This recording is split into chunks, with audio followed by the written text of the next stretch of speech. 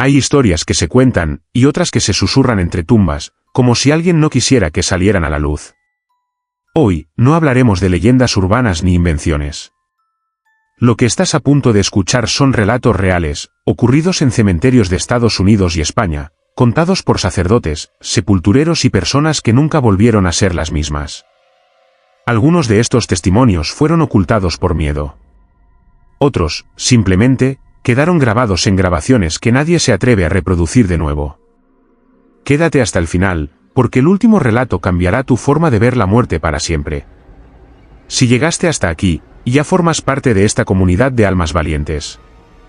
No olvides dejar tu me gusta, comentar qué historia te dejó con la piel de gallina, y, por supuesto, suscribirte para más relatos reales desde el cementerio.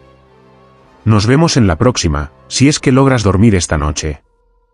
Historia 1. El velo blanco que flotaba sobre las tumbas en Burgos. En el corazón de Burgos, en un pequeño cementerio que el tiempo parecía haber olvidado, surgía cada amanecer una figura misteriosa. La neblina que cubría el camposanto al despuntar el día se tornaba un manto que envolvía lo visible y lo oculto, y en ese silencio etéreo, una silueta vestida con un velo blanco comenzaba a flotar por encima de las tumbas más antiguas. Los habitantes del pueblo, quienes a menudo pasaban por el lugar camino a sus labores, contaban historias de aquel espectro que se manifestaba sin hacer ruido, una presencia que parecía suspendida entre el mundo de los vivos y el reino de los muertos. Era una figura femenina, aunque ningún detalle claro podía distinguirse, salvo el blanco translúcido que parecía ondear con el viento, como si la tela fuera una extensión de la misma neblina. Los más valientes intentaban acercarse para descubrir quién o qué era ese ser, pero al pisar el terreno del cementerio, la figura desaparecía sin dejar rastro, como si fuera una ilusión creada por la mente. Aquella desaparición no provocaba miedo, sino una mezcla de fascinación y tristeza inexplicable. Algunos ancianos recordaban leyendas sobre una joven que en tiempos remotos había perdido la vida de manera trágica y cuyo espíritu no encontraba descanso, vagando eternamente en busca de paz o redención. Otros hablaban de un lamento silencioso, un susurro que solo los que observaban con atención podían escuchar entre el viento, como si el velo blanco fuera el eco de un alma en pena. Durante las noches, cuando la luna apenas iluminaba las lápidas, el cementerio permanecía en calma, pero el amanecer traía consigo esa presencia etérea, tan frágil y a la vez tan intensa que parecía una manifestación de un tiempo detenido, de memorias atrapadas entre la tierra y el cielo. Aquel velo no solo flotaba, sino que parecía deslizarse suavemente, como si danzara con una melodía inaudible, recorriendo las tumbas con una intención que nadie podía comprender. Algunos decían que si lograbas mirar a través de ese velo, podías ver reflejada la vida que una vez habitó ese lugar, los recuerdos de quienes yacían bajo la tierra, fragmentos de historias olvidadas que solo el espíritu guardaba. Pero nadie se atrevía a quedarse lo suficiente para comprobarlo, pues la sensación de tristeza profunda y el frío que acompañaba la presencia del velo hacían que el corazón latiera con fuerza y la piel se erizara. Así, día tras día, el velo blanco continuaba su recorrido silencioso, un enigma suspendido entre la realidad y el misterio, una figura que recordaba a todos que la muerte no siempre es un final, sino el comienzo de una vigilia eterna, un susurro que permanece flotando sobre las tumbas en Burgos. Si llegaste hasta aquí, ya formas parte de esta comunidad de almas valientes. No olvides dejar tu me gusta, comentar qué historia te dejó con la piel de gallina, y, por supuesto, suscribirte para más relatos reales desde el cementerio. Nos vemos en la próxima, si es que logras dormir esta noche. Historia 2 del diario del sepulturero que hablaba con los muertos en Oaxaca. En una de las zonas más antiguas y recónditas de Oaxaca, donde las tradiciones y las leyendas se entrelazan como hilos invisibles, existía un pequeño cementerio olvidado por el tiempo y casi cubierto por la vegetación salvaje. Allí trabajaba un sepulturero llamado Don Evaristo, un hombre de aspecto endurecido por los años y el sol, conocido en el pueblo por su carácter reservado y su conocimiento profundo sobre los secretos de la muerte. Nadie sospechaba que detrás de su rutina diaria, que consistía en preparar tumbas, cuidar las lápidas y velar por los difuntos, Don Evaristo mantenía un vínculo oscuro y casi prohibido con aquellos que ya habían cruzado el umbral de la vida. Todo comenzó cuando un sacerdote amigo suyo, el padre Julián, le entregó un viejo cuaderno encuadernado en piel, con páginas amarillentas y bordes desgastados, hallado en la biblioteca de la iglesia. El diario pertenecía a un antiguo sepulturero que, según las leyendas locales, Podía comunicarse con los muertos, conversar con ellos y hasta recibir mensajes desde la tumba. Intrigado y escéptico, don Evaristo decidió estudiar el contenido, pero pronto descubrió que aquel libro no era un simple relicario de memorias. Estaba lleno de anotaciones que parecían ser transcripciones de diálogos con las almas errantes que aún rondaban el cementerio. Cada entrada incluía fechas exactas de fallecimientos, nombres, descripciones minuciosas, y, lo más inquietante, respuestas que solo podrían haber sido escuchadas en un mundo invisible para la mayoría. A medida que don Evaristo se sumergía en la lectura, comenzó a notar fenómenos extraños a su alrededor. Por las noches, cuando el viento susurraba entre las ramas de los árboles y las estrellas apenas alumbraban, sentía que alguien le hablaba desde las sombras, voces bajas y lejanas que parecían llamarlo por su nombre. Al principio pensó que era su imaginación, pero las voces fueron haciéndose más claras y persistentes. Una noche, decidió llevar el diario consigo al cementerio. Mientras recorría las sepulturas con la linterna, leyó en voz alta algunos fragmentos y para su sorpresa, una figura translúcida apareció ante él, una presencia casi humana que le respondió con palabras antiguas y dolorosas. Era un alma atrapada entre la vida y la muerte, una persona que necesitaba que se cumpliera una promesa olvidada para poder descansar en paz. Don Evaristo comprendió que el diario no solo contenía relatos pasados, sino que también era una llave para comunicarse con aquellos que no habían encontrado descanso. Cada entrada lo llevó a un encuentro distinto, una mujer que murmuraba su nombre desde una tumba recién abierta, un niño que jugaba con sombras bajo la luz de la luna, un soldado que buscaba perdón por sus actos en la guerra. El sepulturero empezó a escribir en su propio diario, registrando sus experiencias, los diálogos y los mensajes que recibía. Pero no todo era benevolente. Algunas almas mostraban rencor y desesperación, y sus palabras se convertían en gritos, en súplicas que helaban la sangre. El cementerio parecía volverse un lugar donde la línea entre el mundo físico y el espiritual se desdibujaba peligrosamente. La fama del sepulturero creció en el pueblo, pero no por sus habilidades, sino porque quienes visitaban el cementerio contaban haber visto luces extrañas, escuchado susurros imposibles y sentido presencias invisibles. Los sacerdotes comenzaron a mirar con recelo a don Evaristo, temiendo que su contacto con los muertos pudiera atraer a fuerzas malignas o profanar lo sagrado. Sin embargo, el sepulturero insistía en que su misión era ayudar a esas almas perdidas, darles voz y cumplir con las promesas que no pudieron honrar en vida. Un día, el padre Julián regresó al cementerio con preocupación. Le advirtió que ciertos secretos deberían permanecer ocultos y que algunas puertas no debían abrirse, pues podrían traer consecuencias nefastas. Pero don Evaristo, atrapado en ese mundo entre la muerte y la vida, no escuchó. Continuó hablando con los muertos, convencido de que solo él podía escuchar sus verdades, sus arrepentimientos y sus súplicas. El diario, que antes era solo un libro viejo, se había convertido en un registro vivo, en un puente entre dos realidades que pocos podían comprender. Con el tiempo, la salud de don Evaristo comenzó a deteriorarse. Algunos decían que era por la edad, otros susurraban que el contacto constante con las sombras estaba consumiendo su alma poco a poco. En sus últimos días, entregó el diario a un joven aprendiz, advirtiéndole que debía cuidar de las palabras escritas y respetar a quienes aún habitaban entre las tumbas. Al morir, su funeral fue sencillo, pero muchos vecinos juraron ver una figura blanca flotando sobre su tumba, como el último gesto de un alma que había encontrado finalmente la paz tras siglos de silencio y secretos. El diario del sepulturero de Oaxaca quedó entonces como un legado inquietante, una ventana hacia un mundo donde la muerte no es un adiós, sino un susurro eterno, una conversación que desafía el olvido y recuerda que detrás de cada lápida hay una historia que aún espera ser escuchada. Si llegaste hasta aquí, ya formas parte de esta comunidad de almas valientes. No olvides dejar tu me gusta, comentar qué historia te dejó con la piel de gallina, y, por supuesto, suscribirte para más relatos reales desde el cementerio. Nos vemos en la próxima, si es que logras dormir esta noche. Historia 3: El hombre que regresó por su propia cruz en Nuevo León. En un pequeño pueblo de Nuevo León, donde las montañas se alzan como silenciosos guardianes del tiempo y las tradiciones aún laten con fuerza entre sus habitantes, corría una historia que había dejado una marca indeleble en la memoria colectiva. Era la historia de un hombre que, tras morir y ser enterrado, volvió para reclamar lo que, según él, le pertenecía, su propia cruz. No se trataba de un símbolo cualquiera, sino de aquella cruz que señalaba su tumba, la que marcaba el fin de su paso por el mundo, un objeto que al parecer tenía una conexión inquietante con su alma y su descanso eterno.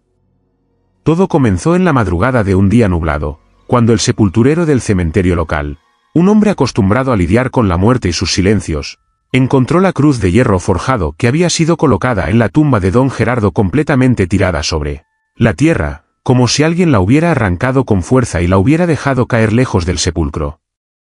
Al principio pensó que sería obra de alguna persona bromista o de los vientos fuertes que azotaban la región, pero al revisar las otras tumbas, no encontró señales similares. La cruz de Gerardo era la única que estaba fuera de lugar. Los rumores comenzaron a circular rápidamente. Algunos vecinos afirmaban haber visto a un hombre de aspecto desaliñado, con ropas antiguas y mirada perdida, caminando cerca del cementerio durante la noche, cargando la cruz con dificultad. Decían que sus pasos eran lentos y torpes, como si arrastrara el peso de una culpa que no podía dejar atrás. Otros aseguraban haber escuchado murmullos, voces apagadas que parecían suplicar justicia o venganza desde detrás de las lápidas. Don Gerardo no era un personaje común en el pueblo. Había sido un hombre reservado, alguien que guardaba secretos oscuros y cuya vida estuvo marcada por episodios de violencia y soledad. Murió sin dejar herederos ni amistades cercanas, y su entierro fue simple, con apenas unas pocas personas presentes. Su cruz, colocada por voluntad de la Iglesia, simbolizaba más que su muerte. Representaba una condena silenciosa, un testimonio mudo de un pasado que nadie quería recordar. La noche en que el sepulturero volvió a encontrar la cruz caída, decidió vigilar el cementerio. Se escondió entre las sombras y esperó con paciencia. Horas después, la figura apareció nuevamente, cargando la cruz con un esfuerzo visible. Pero esta vez, el sepulturero pudo verlo claramente. Era Gerardo, o al menos un espectro con su forma. Sus ojos reflejaban una mezcla de desesperación y determinación. Sin pronunciar palabra, avanzó hacia la tumba, intentó colocar la cruz en su sitio, pero como si algo invisible le impidiera hacerlo, la cruz siempre caía al suelo. El sepulturero sintió un escalofrío recorrer su cuerpo. Observó cómo el hombre intentaba una y otra vez colocar la cruz, cada vez con más frustración. En un momento, Gerardo volteó y sus ojos se encontraron con los del sepulturero, como si quisiera pedir ayuda, o tal vez advertir un secreto que no debía ser revelado. En ese instante, la figura desapareció en la niebla, dejando solo el eco de un lamento ahogado. Conmovido y temeroso, el sepulturero investigó en los archivos de la iglesia y en los registros del pueblo, buscando algún dato que explicara aquella extraña aparición. Descubrió que la cruz que señalaba la tumba de Gerardo no pertenecía realmente a él. Había sido una cruz tomada de otra sepultura, una tumba mucho más antigua, de un hombre que había sido acusado injustamente y cuya historia había sido borrada con el tiempo. Nadie sabía por qué la cruz había sido cambiada, ni quién había cometido ese acto. Pero para el espíritu de Gerardo, aquel objeto extraño representaba una cadena que le impedía descansar, un símbolo ajeno que lo mantenía atado a un sufrimiento sin fin. Los días siguientes, el sepulturero y algunos pobladores intentaron colocar una cruz diferente, más sencilla y sin historia, esperando que eso liberara al espíritu. Pero cada mañana la cruz estaba fuera de lugar, tirada en el suelo, y en las noches, la figura de Gerardo seguía regresando, cargando la cruz con una determinación infinita. Nadie se atrevía a intervenir más allá de eso, pues la atmósfera en torno a la tumba se había vuelto densa, cargada de una energía oscura que hacía que los perros aullaran y que el viento pareciera traer susurros en lenguas olvidadas. Con el tiempo, algunos comenzaron a hablar de la posibilidad de que Gerardo estuviera buscando justicia más allá de la muerte, que su espíritu no descansaría hasta que la verdad sobre su vida y la cruz que señalaba su tumba fueran reveladas y reparadas.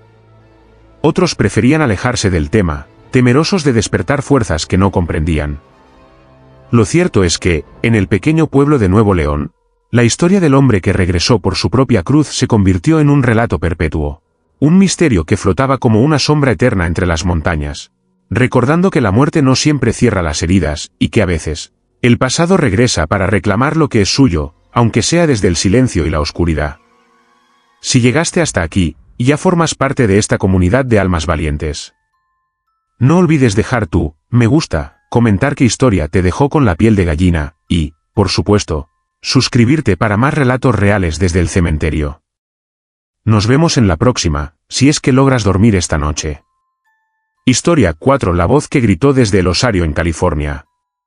En un antiguo cementerio de California, cuyos terrenos estaban marcados por la historia y el olvido, se encontraba un osario que contenía los restos óseos de cientos de almas que habían sido trasladadas allí a lo largo de los siglos. Este lugar, frío y silencioso, estaba envuelto en un aire de misterio que pocos se atrevían a desentrañar. Para la mayoría, el osario era solo un depósito de huesos, un punto final para aquellos cuyos cuerpos no encontraron un lugar propio bajo la tierra. Sin embargo, para un grupo de seminaristas que llegaban desde distintas partes del país, aquel sitio se convertiría en el epicentro de una experiencia que desafiaría su fe y su cordura. Los jóvenes seminaristas, recién llegados para un retiro espiritual en la diócesis local, fueron asignados a una noche de vigilia en el cementerio, una práctica común para fortalecer la conexión con la muerte y la vida eterna. A medida que la oscuridad envolvía el lugar, las sombras se alargaban y el viento susurraba entre las ramas desnudas de los árboles. Todo parecía tranquilo, salvo por el constante crujir de las hojas secas bajo sus pasos. Decidieron acercarse al osario, un pequeño edificio de piedra con una puerta de hierro oxidada y cubierta de musgo. Al entrar, la atmósfera cambió radicalmente, el aire se volvió denso, helado, y el silencio se hizo absoluto, salvo por el eco de sus respiraciones. De repente, un grito desgarrador y ensordecedor rompió la quietud, proveniente del interior mismo del osario.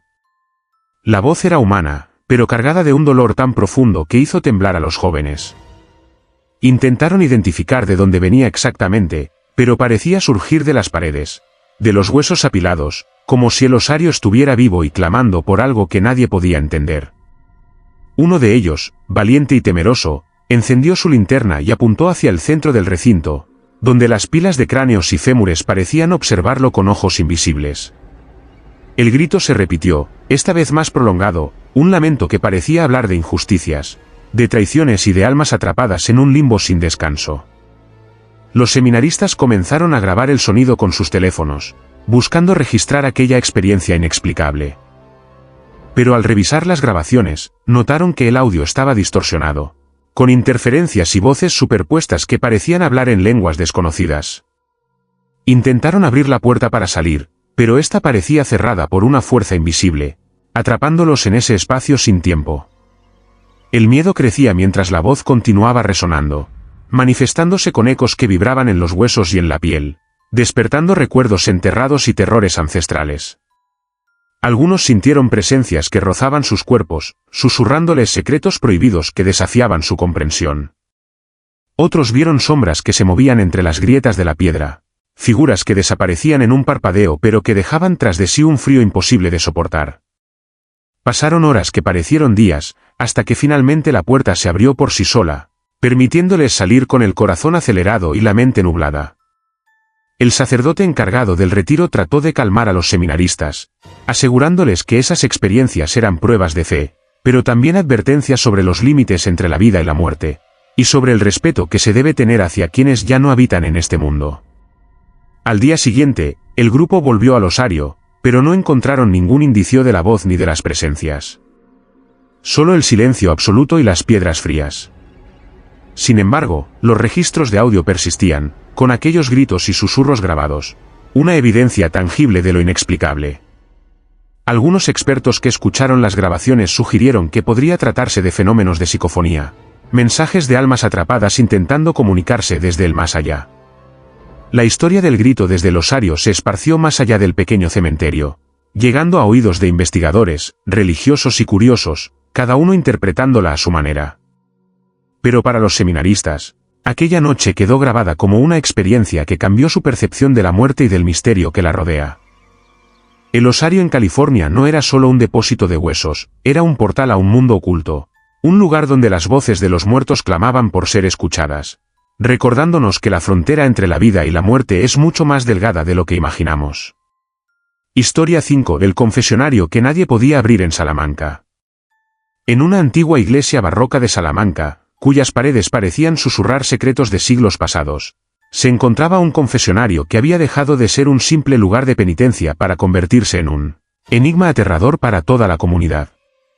Nadie recordaba con exactitud cuándo comenzó a suceder, pero poco a poco el confesionario empezó a cerrarse solo, sin que nadie lo tocara, negando el acceso a cualquiera que intentara abrirlo. Lo que inicialmente fue visto como una falla en las bisagras o un deterioro de la madera, se transformó en un misterio oscuro que inquietaba a los sacerdotes y fieles por igual. Los curas que servían en la iglesia se turnaban para intentar abrir el confesionario, pues consideraban importante que permaneciera accesible para los fieles que buscaban la absolución de sus pecados. Sin embargo, ni las llaves ni la fuerza humana lograban mover la pesada puerta que parecía sellada por una voluntad invisible. Cada vez que alguien se acercaba, sentía una presencia pesada, como si el aire mismo se hiciera denso y frío. La atmósfera dentro de la iglesia cambiaba, y el silencio se volvía opresivo, cargado de una energía oscura que hacía que el corazón latiera con fuerza y la piel se erizara. Después de varios días en los que el confesionario permaneció cerrado, el padre Mateo, un sacerdote anciano y conocedor de las leyendas locales, decidió investigar más allá de lo evidente. Recurrió a antiguos libros de la iglesia y a relatos que hablaban de objetos malditos y presencias atrapadas en lugares sagrados. Fue entonces cuando descubrió que aquel confesionario había pertenecido a un monje que, siglos atrás, había cometido actos atroces y cuyo espíritu se rumoraba que estaba condenado a permanecer encerrado entre esas paredes. Un día, cuando finalmente lograron abrir la puerta, encontraron algo que dejó a todos sin aliento. En el interior del confesionario, en la madera lisa y oscurecida por el tiempo, apareció una marca en forma de mano, grabada como si alguien la hubiera dejado con una fuerza sobrenatural desde dentro. Nadie había estado allí en días, y la mano parecía fresca, como si acabara de materializarse. La impresión era perfecta, con uñas marcadas y dedos extendidos, una señal que no podía ser ignorada. Los sacerdotes comenzaron a sentir que aquel confesionario no era solo un objeto físico, sino un portal o prisión para una presencia que no quería ser liberada. Algunos fieles que se atrevieron a acercarse hablaron de sentir una voz susurrante, una mezcla de súplica y amenaza, proveniente del lugar donde antes se escuchaban las confesiones. Otros aseguraban haber visto sombras moverse detrás del confesionario, incluso cuando nadie estaba cerca. Las noches en la iglesia se volvieron inquietantes. El frío penetrante y los ruidos inexplicables mantenían a los curas en vela. En ocasiones, se escuchaban golpes sutiles, como si alguien tratara desesperadamente de salir o de entrar. La luz de las velas parpadeaba y el eco de una risa macabra resonaba en el recinto sagrado.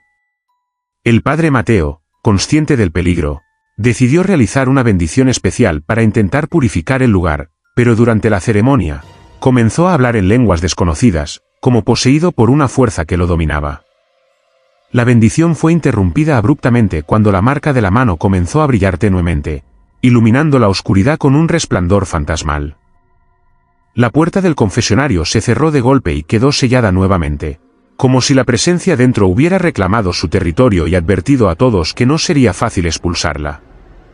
Desde entonces, el confesionario permaneció cerrado, custodiado por el temor y el silencio, un recordatorio de que no todas las puertas deben abrirse, y que en los lugares sagrados también puede habitar la oscuridad más profunda.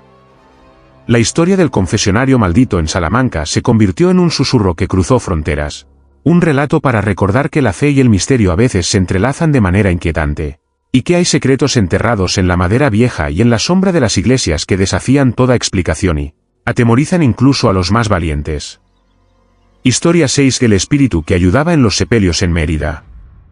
En Mérida, una ciudad donde la historia se entrelaza con la cultura y las leyendas, existía un cementerio antiguo que guardaba secretos que pocos se atrevían a contar. Allí, entre las sombras de las lápidas y los árboles que susurraban con el viento, corría una historia sobre un espíritu que aparecía en los momentos más oscuros de los sepelios, ayudando silenciosamente a cargar ataúdes y realizar las últimas ceremonias para quienes habían partido. Los lugareños lo llamaban el alma del sepulturero, un ente que no pertenecía al mundo de los vivos ni del todo a la muerte, sino a un limbo eterno donde cumplía una misión que nadie entendía del todo. Todo comenzó hace décadas, cuando un sepulturero llamado Don Jacinto, conocido por su dedicación y respeto hacia los muertos, falleció tras una larga enfermedad. Durante años, había sido el encargado de preparar las tumbas, cuidar del cementerio y acompañar a las familias en sus despedidas.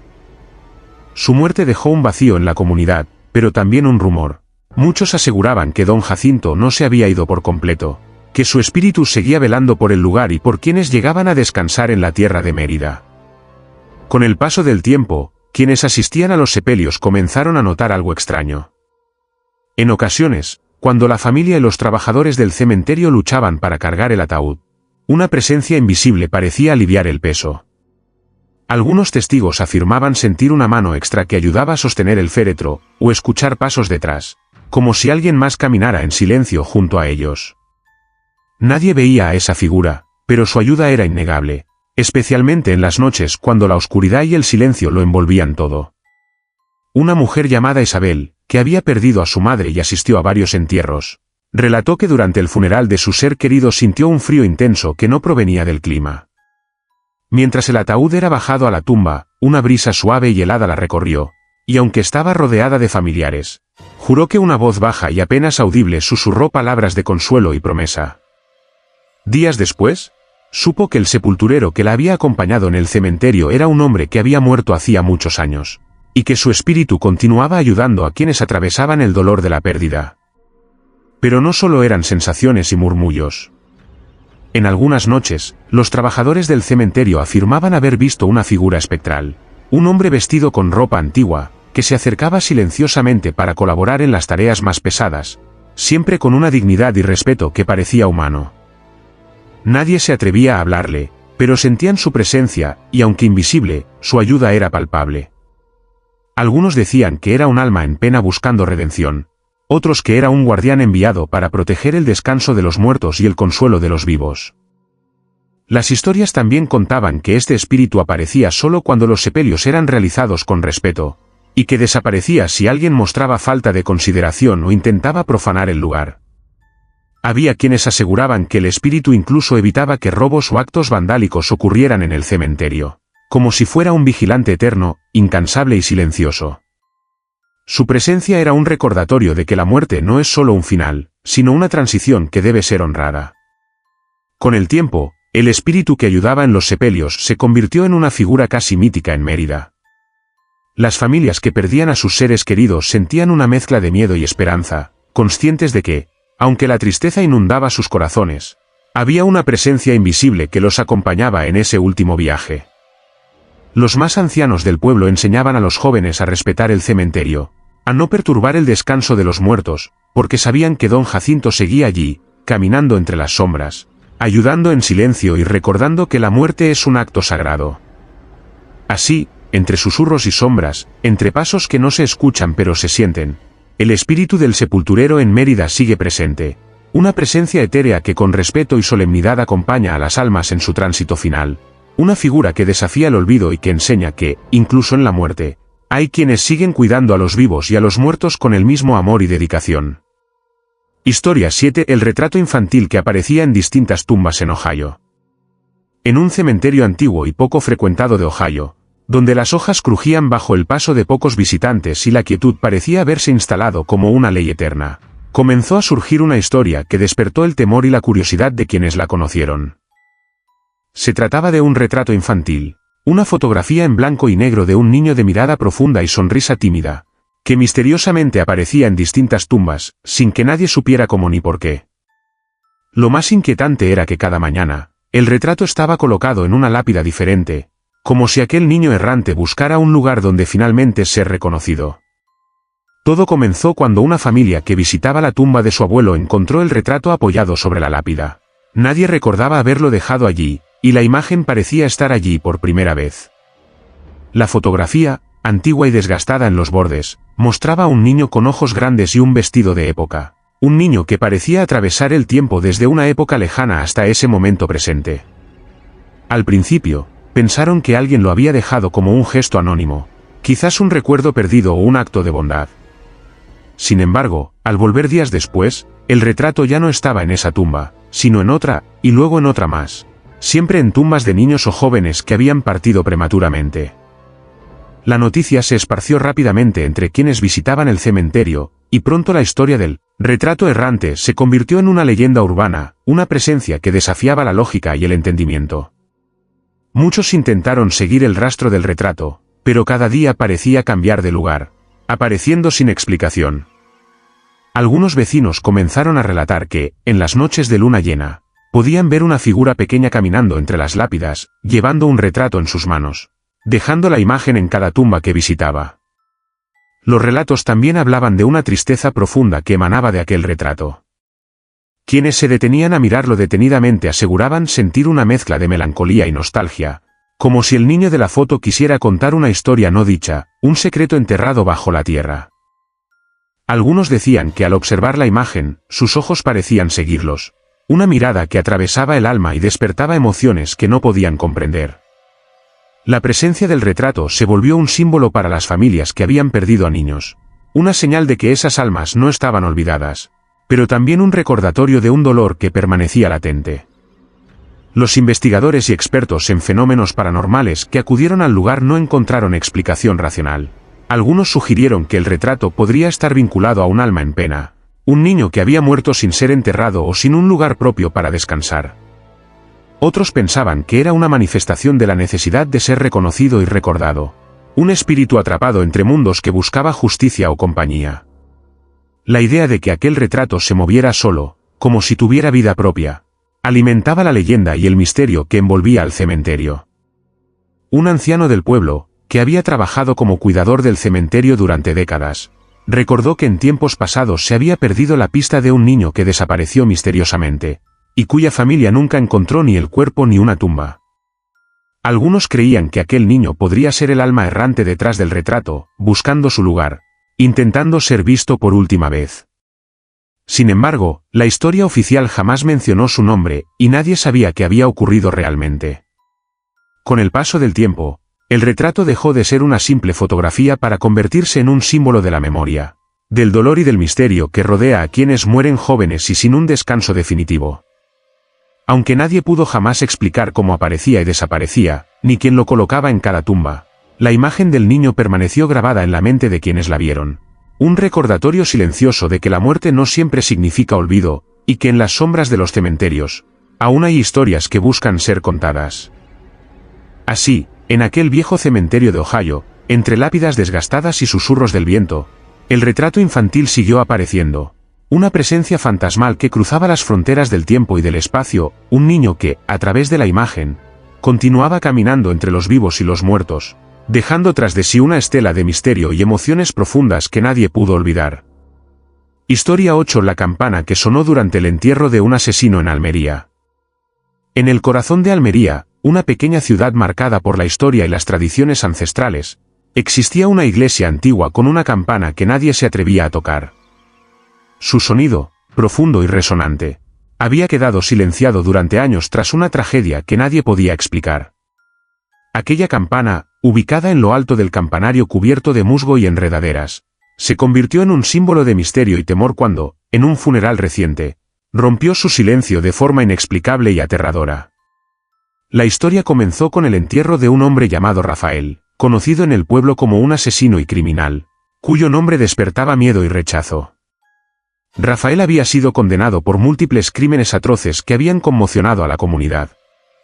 Su vida estaba teñida de violencia, traición y oscuridad, y su muerte fue recibida con una mezcla de alivio y desconfianza, pues muchos creían que su alma no encontraría descanso. El día del funeral, la iglesia estaba llena de rostros sombríos y susurros reprimidos.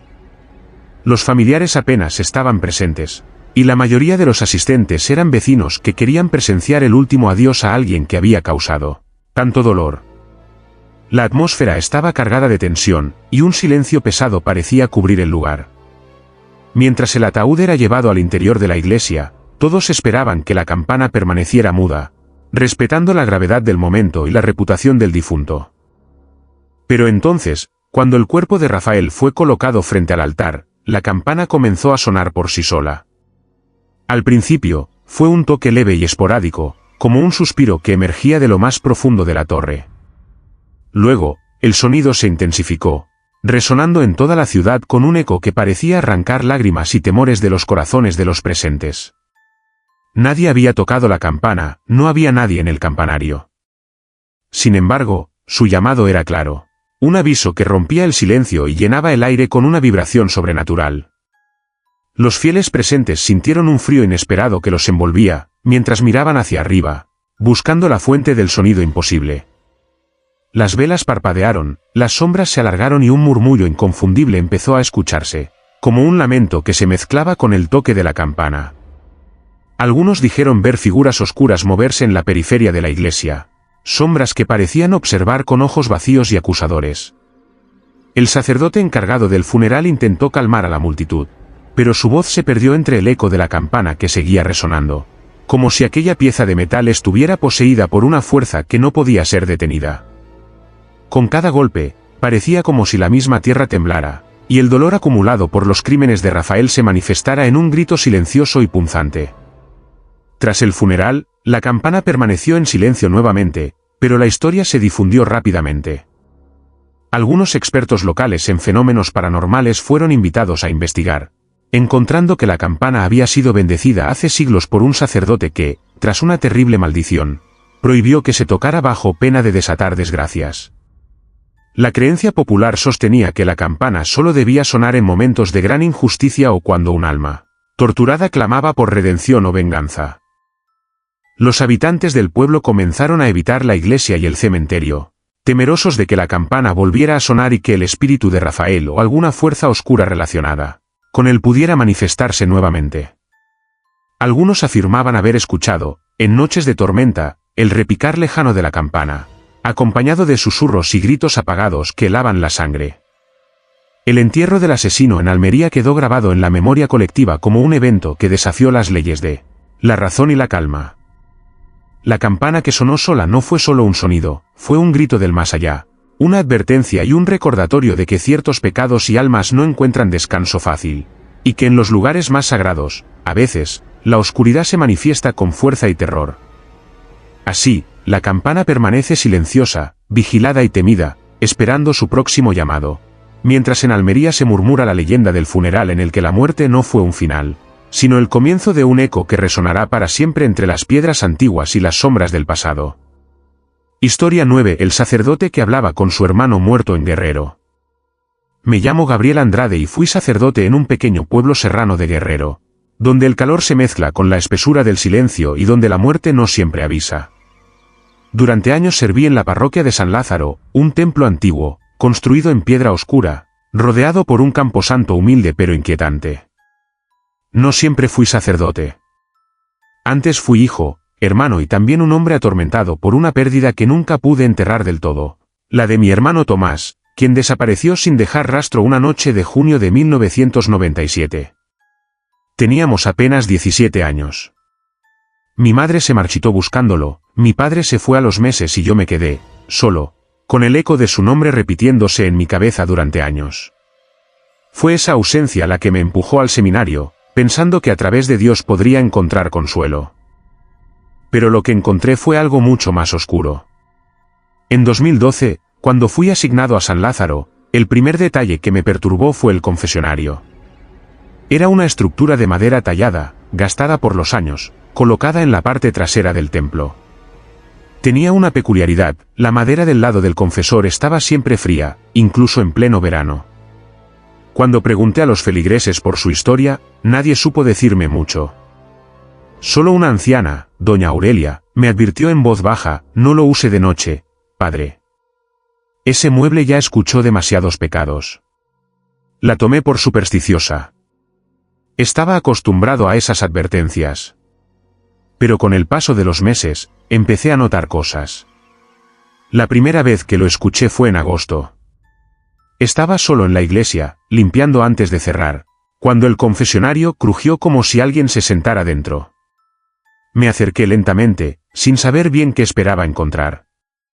«Padre, ¿me escucha?», dijo una voz desde dentro. Era una voz ronca, masculina, familiar. Se me erizó la piel. «¿Quién está ahí?», pregunté.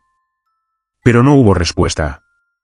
Abrí la puerta, y el interior estaba vacío. Solo un leve olor a humedad y tierra removida. Desde esa noche, empecé a regresar al templo después de la misa, solo, a esperar.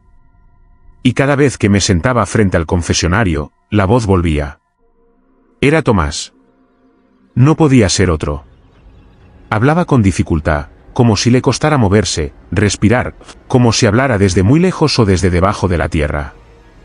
Estoy aquí, no estoy en paz, repetía. Al principio creí estar volviéndome loco, que el remordimiento por su desaparición me jugaba una mala pasada.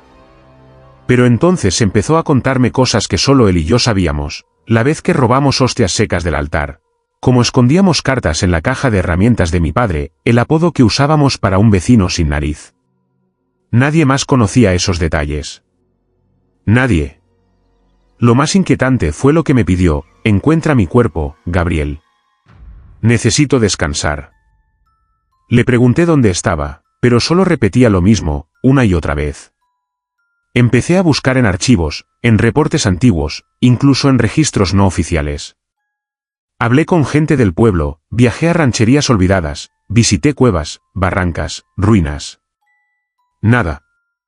Hasta que una noche, Tomás me dijo algo distinto: mira donde jugábamos a escondernos, cerca del pozo, el árbol partido. Supe de inmediato a qué se refería.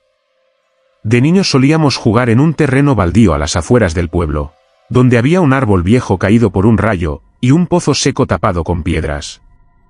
Fui con una pala, solo, a la medianoche. Retiré las piedras.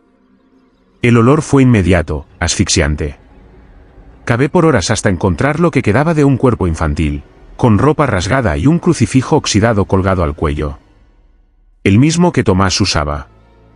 No alerté a la policía. No supe cómo explicar nada de aquello. Lo envolví con cuidado, lo llevé hasta el cementerio, y con ayuda de 2 sepultureros que no hicieron preguntas, le di sepultura digna. Durante 3 noches no dormí, esperando algún tipo de señal. Y llegó. Esa noche, cuando entré de nuevo al templo, el confesionario estaba abierto, con una vela encendida dentro. Me senté frente a él. La voz volvió, pero ya no era dolida, ni rota. Gracias, hermano, ahora puedo descansar. Y desapareció. El aire del templo pareció más ligero, la temperatura subió, y desde entonces, el confesionario ya no volvió a crujir. Pero la historia no termina ahí. Un mes después, durante la confesión de un joven de la comunidad, escuché una segunda voz. No la del joven, sino una voz más lejana, apenas un susurro detrás de la celosía. Ayúdame, yo también estoy aquí, dijo. Desde esa noche, el confesionario volvió a llenarse de murmullos. Voces distintas. Algunas lloraban, otras gritaban, otras solo gemían. Todas pedían lo mismo: ser encontradas. Ser recordadas. No sé qué hay en ese templo. No sé por qué yo. Pero desde aquel día, mi misión ya no fue consolar a los vivos, sino escuchar a los muertos. Y créanme, nunca callan. Aquí en San Lázaro, el silencio nunca es total. Siempre hay alguien más esperando su turno para confesar lo que jamás debería haber sido olvidado. Historia 10 del féretro que cambiaba de temperatura en Nebraska. Me llamo Luis Mendoza, y trabajé como encargado del cementerio de un pequeño pueblo en las afueras de Lincoln, Nebraska, durante más de 20 años.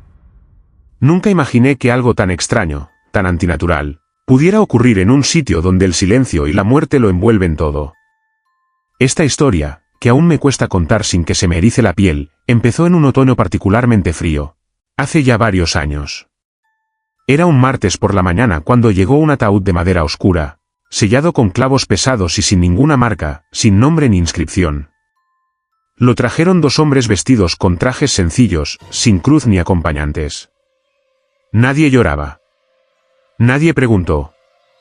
Dijeron que venía de una funeraria de Omaha, pero cuando llamamos para confirmar, nos dijeron que no tenían registro de ningún traslado hacia nuestro cementerio ese día. Aún así, el acta de defunción estaba en regla y llevaba el sello del Estado. No teníamos cómo negarnos. Nos asignaron una tumba al fondo del cementerio, en una zona poco transitada, donde apenas quedaban árboles secos y lápidas gastadas por los años. Lo enterramos sin ceremonia, sin palabras, sin flores. Lo que no sabíamos era que aquel ataúd traía consigo algo que no pertenecía a este mundo. 2 días después, el primer incidente ocurrió. Yo solía hacer rondas nocturnas, especialmente durante el otoño, para asegurarme de que los mapaches no escarbaran en las tumbas recién abiertas. Aquella noche, mientras pasaba por la tumba del ataúd misterioso, sentí una ráfaga de aire cálido que me detuvo en seco. Era imposible. Hacía cerca de 0 grados. Me agaché, y al poner la mano sobre la tierra, sentí el calor subir. Era como si algo dentro del féretro estuviera ardiendo. Me alejé de inmediato. Pensé que podía ser una fuga de gas subterráneo, aunque jamás habíamos tenido algo así por allí. No dije nada. ¿Quién me iba a creer? Pero la noche siguiente fue peor. Volví a pasar por el mismo lugar, y esta vez la tierra estaba congelada. Dura como una piedra. El frío era tal que se formó escarcha sobre la lápida improvisada que habíamos colocado. De nuevo, sentí que algo no estaba bien. Me fui, tratando de convencerme de que era mi imaginación. Días después, comenzaron a llegar los relatos de los vecinos. Una mujer que vivía al otro lado del cementerio vino a reclamar que alguien estaba encendiendo fogatas entre las tumbas. Dijo que vio una luz anaranjada parpadeando desde su ventana alrededor de las 3 de la madrugada. Cuando fui a revisar, no había cenizas, ni ramas quemadas, pero el aire estaba cargado de un olor extraño, como a carne tostada. Unos adolescentes aseguraron que, al pasar por la verja del cementerio, vieron vapor salir del suelo, justo donde estaba la tumba del ataúd sin nombre. Uno de ellos se atrevió a saltar el muro para grabar con el celular, pero lo que logró capturar fue borroso. Una especie de niebla densa que giraba sobre el montículo, y luego, un sonido, como un suspiro profundo, largo y lastimero. Las autoridades no hicieron nada. Solo nos recomendaron mantener la zona cerrada y no permitir visitas por la noche. Pero para mí, eso solo empeoró las cosas. Porque si algo quería salir de allí, lo haría, sin importar rejas ni advertencias. Una madrugada, mientras revisaba el depósito de herramientas, escuché pasos en la grava. Lentos. Pesados.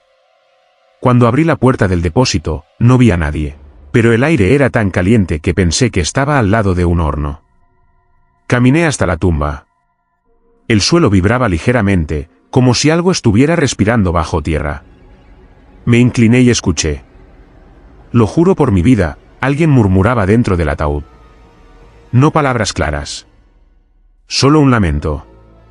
Como si sufriera. Como si pidiera ayuda. Pero en ese murmullo había rabia también. Una rabia antigua, contenida, desesperada.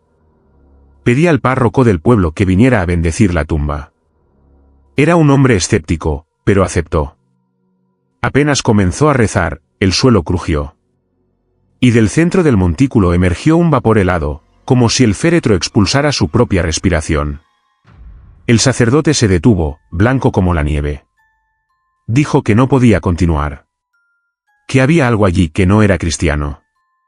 Que aquel cuerpo no debía estar enterrado en tierra bendita. Lo más aterrador sucedió 3 días después. Una tormenta eléctrica cayó sobre el pueblo. Las luces se fueron. Todo el cementerio quedó a oscuras. Desde mi ventana, podía ver el parpadeo de una luz rojiza en la tumba. Agarré mi linterna y fui hasta allá. Al llegar, noté que la tierra se había hundido, como si algo hubiese escarbado desde dentro. Y lo peor, el ataúd estaba parcialmente expuesto. Una de las tablas se había abierto por el lado, y desde dentro, salía una corriente de aire helado, como si fuera un congelador. Me acerqué temblando. Dentro, el cuerpo era visible. Estaba cubierto por una sábana, pero lo que me horrorizó fue que el cuerpo se movía. Lento. Rítmico. Como si respirara. El pecho subía y bajaba. Me alejé corriendo. Llamé a la policía. Cuando volvimos, la tierra estaba nuevamente cerrada. Imposible. Sin marcas. Como si nunca hubiera sido perturbada. Los oficiales no creyeron mi historia. Me recomendaron descanso. Me dijeron que el estrés me estaba afectando. Me ofrecieron licencia médica. Acepté. No volví más a ese cementerio. Hoy vivo en otro estado. Lejos de Nebraska. Pero aún sueño con ese féretro. A veces, despierto con las manos congeladas, como si las hubiera puesto sobre la tapa del ataúd. Otras, mi cama arde de calor sin explicación. Y en lo más profundo, sé que ese cuerpo aún sigue allí. Que respira. Que espera. Porque no era un muerto. Era algo más. Algo que nunca debimos enterrar. Si llegaste hasta aquí, ya formas parte de esta comunidad de almas valientes.